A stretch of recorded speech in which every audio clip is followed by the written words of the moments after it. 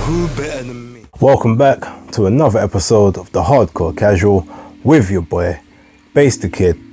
As always, like and subscribe, share the vids when you get a chance. Friends, colleagues, family members, enemies, associates, random people on the street. I appreciate every single view I get. I appreciate every single comment that goes in the chat. Apologies, I was meant to do a episode earlier in the week. Things kind of happened. I'm a bit busy today, so I'm trying to rush through one now. There should have also been an episode of the Femme Files last Wednesday, but I will have one ready for this week coming. Probably will do it on the bank holiday, and I might even do 2 episodes of it. So yeah, we'll see how we go. But for now, a couple things to talk about. Let's get into it. So it's been made official that Trevor Bryan will fight Daniel Dubois on the 11th of June for the WBA world title, aka the Reggie belt. No venue has been decided as of yet, but it will take place in America at somewhere. I believe that Don King is still in some kind of arbitration or dispute with the WBA with regards to the purse split. And now his contention for that was that when Trevor Bryan had to face Manuel Charr, it was something along the lines of, I think, 80-20 or 85-15, something like that. But all of a sudden, Daniel Dubois gets a purse split, and it's something more to the tune of like 60-40, which obviously he's not happy about. So he wants it, to be reflective of what it was when his fighter had to win the belt. Which, you know what, to be totally fair, I mean, that to me, it sounds fair is fair. If that's the case, like, let it be that, innit? Now, getting on to the actual fight itself, I don't know if it's just me. Maybe my eyes are starting to fail me. They might be, who knows? I do actually have glasses that, I can wear from time to time. Don't need them specifically, but they give my eyes a break when they've been working too hard. But I see a lot of people, G-Man as a prime example, like just absolutely berates Trevor Bryan as a boxer, says he's garbage. Now, the one thing I will admit is Trevor Bryan is extremely overweight at the moment. If he comes in the kind of shape he was in against his last opponent or against Stavern, he may not have the necessary movement to be able to keep someone like Daniel Dubois off of him, and it could be a very quick night. However, I actually think Trevor Bryan is a pretty skilled fighter. I've looked at his fights. I've watched his last few fights. Like, the belly aside, like, the jab is crisp, the jab is flowing. He's actually got good footwork, good movement, and good elusive head movement as well. Now, okay, you could say he's not fighting the greatest of opponents. Fair enough, he may not be. I might have to see him at a different level. But from what I've seen, he's got all the raw ingredients and attributes to actually make this not only just a long night for Daniel Dubois, but to actually stop him. Or to beat him, at least, at the very least. To me, it doesn't seem like a foregone conclusion. He just has to get himself into shape. He should have never let himself get out of shape, to be honest. But, when you got Don King as your promoter, maybe your schedule's not as plentiful as it should be, especially if you don't necessarily live the life outside the ring. But yeah, look, to me, that fight there is a very competitive fight, at least for the first sort of 5 rounds, and see how it goes from there. But he's definitely not as bad as I've heard other people make out. Like I said, maybe it's my eyes. Maybe I've got to watch his fights again, and I'll be able to give a much better assessment come the 11th of June when the fight is supposed to take place. But to me, quite honest, it's a good fight, and I can see Trevor Bryan proving a lot of people wrong in it. But yeah, let's move on to the next topic. So Tyson Fury has doubled down on his retirement announcement, I should say, when he was on TalkSport. I think he was on the Piers Morgan show as well. He's basically said, look, there's always someone else to fight, there's always someone else to beat. When is enough? I'm healthy and blah blah blah, happy you got the kids, 6 kids, I want to make more. I'm done. I'm only the second person in history to retire undefeated as the heavyweight champion. I'm proud of my accolades. I sailed into the sunset. Okay, Well, cool, fine. So you get the arguments now where someone like him will say, well, look, I'm an ATG, I'm the best ever, blah, blah, blah. There's not enough accolades on the resume to make that statement and keep a straight face, if I'm totally honest. Now, look, I'm going to give him all credit, yeah? I, unlike a lot of other people, thought that Dillian Whyte would be him, as I stated in a previous video. I also thought Dillian Whyte was a legit top 5 heavyweight, possibly top 4 at the particular time of when things were going on, you know, just before Usyk kind of came into his own or whatnot. But definitely I thought he was in the top 5. So to me, I give him credit for that win, while Dillian was, you know, really not at the races. You know, he didn't cover himself in glory, but whatever. But you've got Klitschko, who you call old at the time, who never got the rematch that he should have got for you to prove that you were levels and leagues above him. You've got a Wilder who everyone considers extremely limited with, you know, a monstrous right hand, but nothing else, to be totally honest, with a resume that doesn't necessarily stack up to, you know, one of the best in the division, even though he had numerous and loads of title defenses. Then you've got Dillian Whyte, who a lot of people didn't think deserved to be in the ring with you anyway, according to the chatter before the fight, and who a lot of people felt was overrated, was slow, had no footwork, and has no punch resistance anymore. So those are your 3 opponents to make you suggest that you are the best ever, or the, you know, sort of the best of this era and any other era before it, and that you're better than all the others. This is what he said at the end of his press conference. Well, the only way to prove that you're the best is to clear out and clean out your entire era, your division. So let's look. So you still got Joseph Parker, you've got Anthony Joshua, you've got Alexander Usyk, you've got Andy Ruiz. You've got 4 credible names, all of which are current or former champions from the same era as you that you've not yet dealt with. So with that in mind, I find it hard to give him the necessary credit to say, look, you're an all-time great.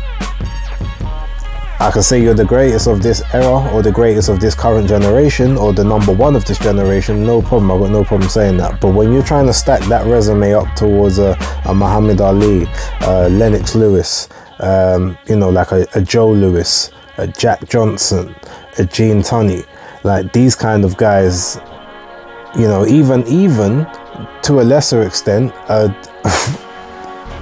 Mike Tyson, an Evander Holyfield, you know, a Riddick Bowe, Larry Holmes, and if you want to go even further down the list than that, Joe Frazier, George Foreman, Ken Norton, Ernie Shavers.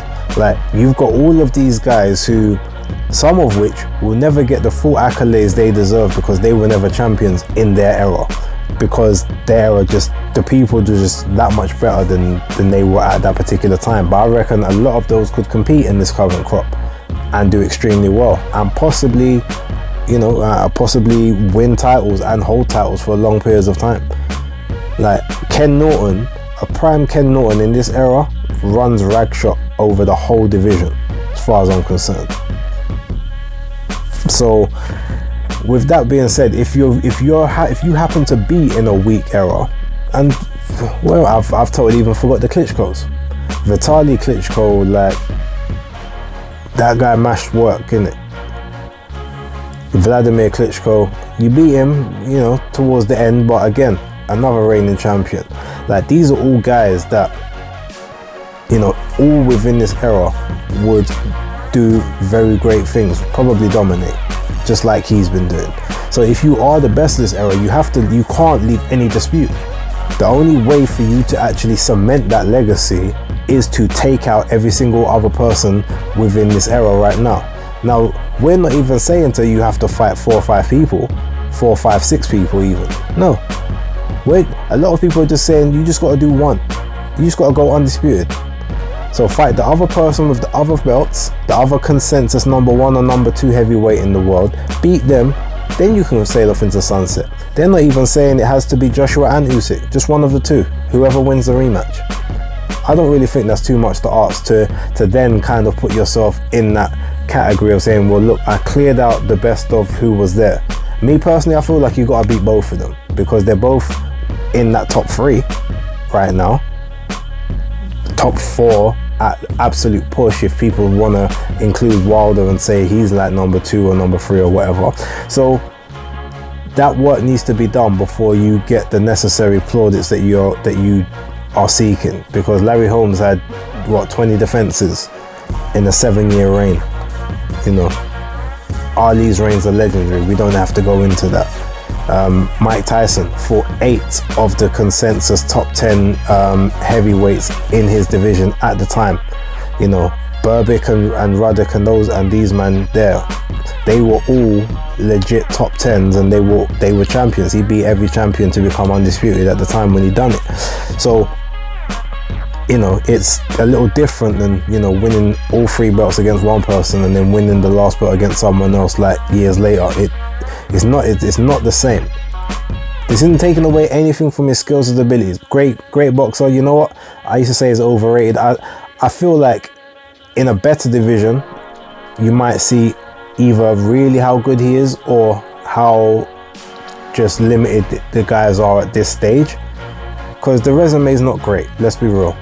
That being said, all I just want is, if you're going to have them kind of talks and proclaim to be that kind of guy, outside of, oh, well, I'm 6'9" and I move like a middleweight, which you don't really, you move like a cruiserweight, cool. You move like a cruiserweight, herky-jerky, and you actually got power now, or at least you're able to implement your power a lot more than you were previously on your straight shots, not even just the shots when you hook your entire body into it.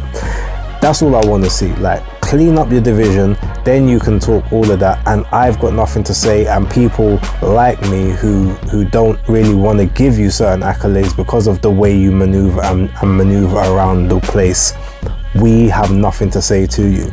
You've done everything at that point. That's my take on it. You leave me yours in the comments below. Apologize if it's a bit all over the place, but yeah, that's my thoughts. Okay, so I guess I've got to address the Dillian Whyte comments that he did after the fight on Sky Sports. Okay, so there was 2 interviews. There was a smaller one, like a short segment which they put out, which was kind of just about an initial push, and then there was kind of a longer one which he was talking about, look, his road back and you know, not being done, wanting to fight more, wanting to try and avenge his losses and whatnot. So look, yes, he said he got buzzed, he got hit with the uppercut, got buzzed, was hurt, was trying to collect himself, and then Tyson Fury two-handed pushed him over and he hit his head as he hit the ground. Now I've seen it from about 4 different angles, but I haven't seen any conclusively that just shows the top half of his body, like with no rings, with no ropes in the way, or the cameraman catching the entire angle. It always looks like they're missing it, they're acting a bit slow. But 3 of them, it looks like he kind of rolls his shoulder and then sort of rolls onto his head afterwards. But I did see another angle where it looked like his head slightly hit and then sort of, you know, fully connected as he laid flat on the ground. Either way, it's inconclusive.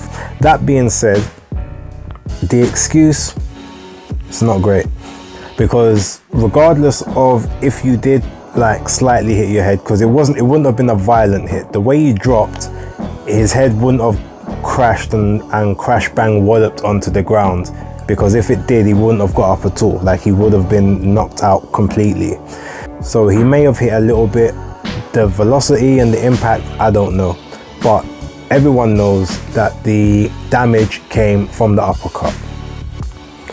And as much as obviously I want to be able to defend him, it's hard to do so.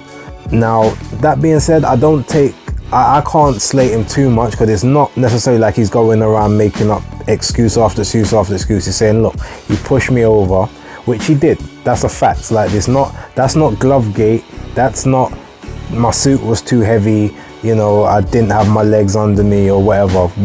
That's all subjective. Like, we physically saw the push occur. So yeah, cool.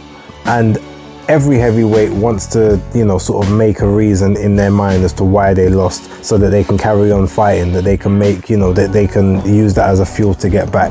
And to his credit, he came out straight after, like the day after or the 2 days after, and said, look, this is what happened, you know, I want to run it back with him.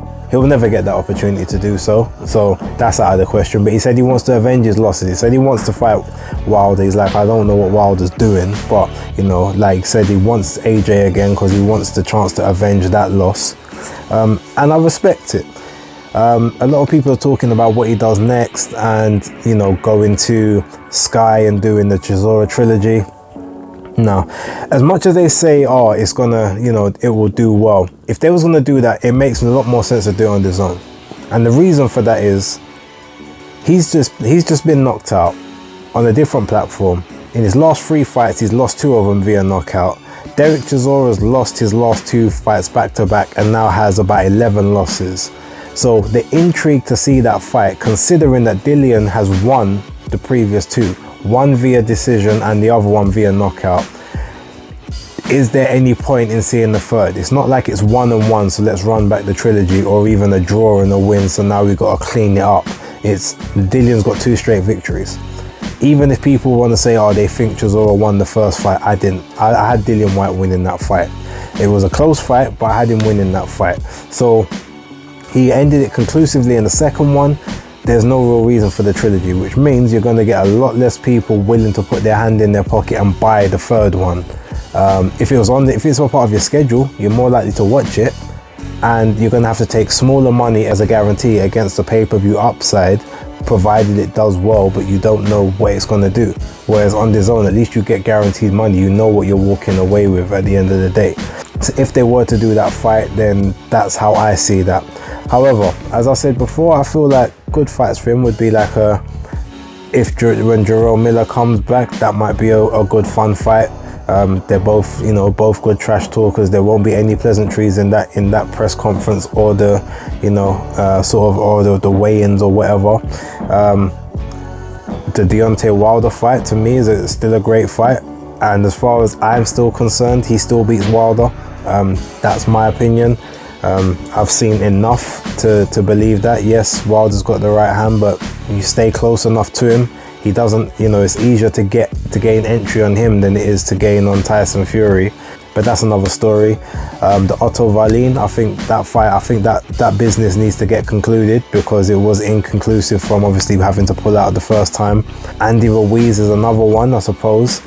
But again, if you're going to go for like champions, or if you say you want a title fight, then realistically you need to be fighting people that are taller than, you know, taller than you, than shorter than you. You need to learn how to fight like bigger guys consistently, which was, I think, his downfall in this one, fighting too many people that were much smaller and not getting enough work. The Povetkin fights I always said was wrong. There was no need to have those Povetkin fights, because it did nothing for you in terms of preparing you for who were the champions if you were claiming you wanted title fights.